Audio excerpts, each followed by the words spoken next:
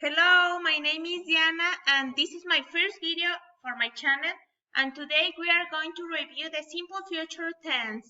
Okay, we are going to start with the structure. Is subject plus auxiliary will plus verb plus complement, but we have positive form and negative form. For positive, we use the auxiliary will, and for negative form, we use want. Okay, I will give you an example of positive form. I will be 19 this year, and an example for negative form is we won't do the laundry.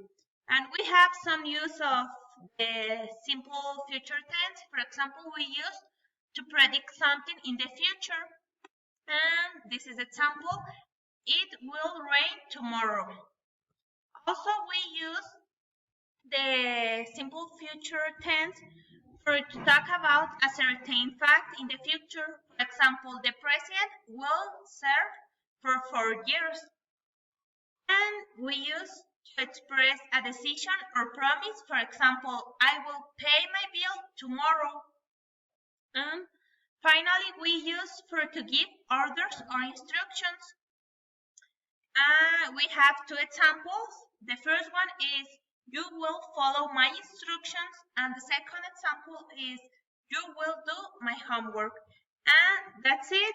Thank you for watching my video.